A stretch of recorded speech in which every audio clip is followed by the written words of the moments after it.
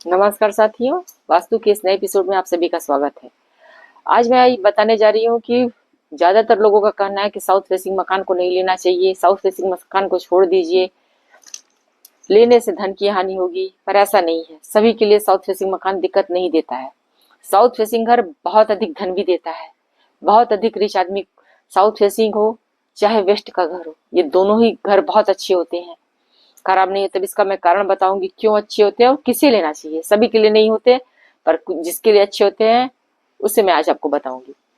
South facing घर जो है अग्नि को रिप्रेजेंट करता है।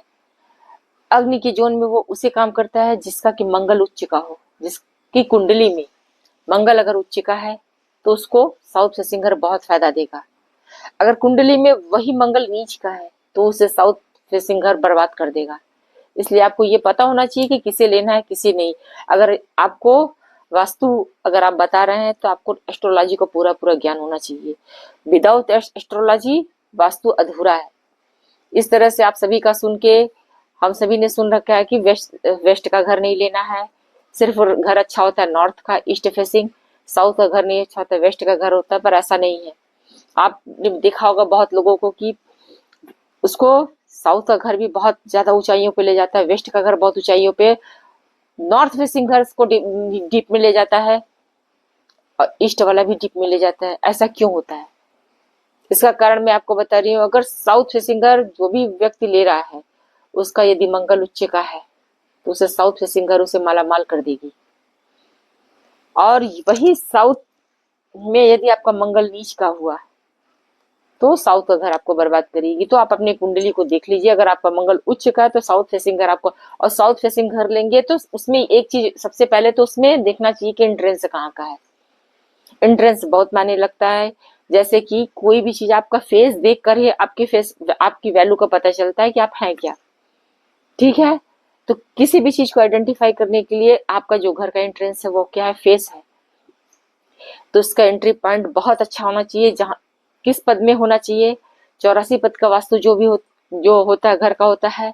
84 पद वास्तु में जब भी आप देखेंगे तो एंट्रेंस को कौन सा एंट्रेंस लेना चाहिए, आप जाकर देखेंगे 32 पद में से 8 पद हर डायरेक्शन का बना हुआ है। तो साउथ में जो 8 पद बनता है उसमें से S4 का जो एंट्रेंस होता है बहुत अच्छा होता है। साउथ डायरेक्शन के लिए S4 का एंट्रेंस बहुत अच्छा होता है।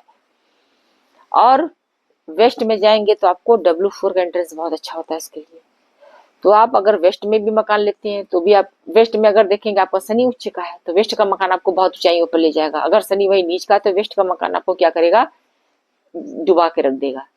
तो आप कुंडली को दिखाइए, किसी को दिखाइए। यदि देखने, वैसे मैं आगे बताऊंगी कि कैसे कैसे कुंडली देखा जाता है, आगे कोई कोर्स में बता दूंगी कि आप किस तरह से आइडेंटिफाई कर सकते हैं कि कौन सा ग्रह आपका उच्च का है कौन सा नीचा है। तो दोनों ग्रह को आप आइडेंटिफाई कर लीजिए, उसके अकॉर्डिंग आप जान सकते हैं कि आपका मकान किस डायरेक्शन में आपको लेना चाहिए। आप एक ही घर में देखेंगे एक व्यक्ति को वही मकान सूट कर रहा है, दूसरे को सूट नहीं कर रहा है। दूसरा आया तो वो बर्बाद हो गया और पहला वाला जो था आबाद था। ऐसा क्यों था?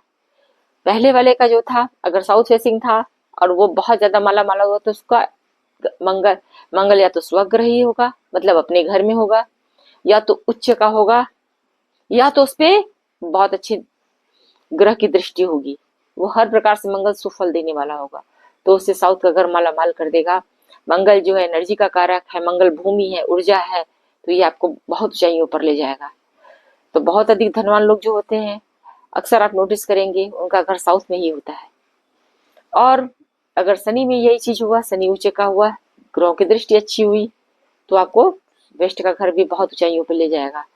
तो कृपया इससे घबराइए नहीं कि अगर साउथ फेसिंग घर है तो मुझे नहीं लेना है, वेस्ट का घर है तो नहीं लेना है, ऐसी कोई बात नहीं है। आप कुंडली को दिखा लीजिए, यदि आपकी कुंडली में नीच का है तब छोड़ सकते हैं, अगर अच्छा है तो आप ले सकते हैं, वो आपको ऊंचाइयों पे ले जाएगा।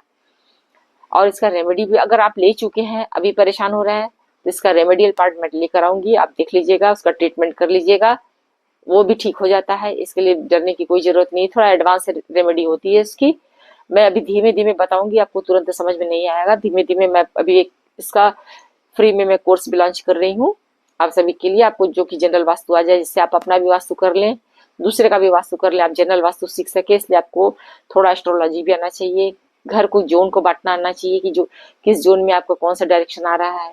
इतना आपको आ जाएगा तो आप वास्तु कर लेंगे और आइडेंटिफाई कर पाएंगे कि आपको किस जोन का घर लेना है और कौन सा जोन आपके लिए शुभ है और किस पद में आपका एंट्रेंस होना चाहिए।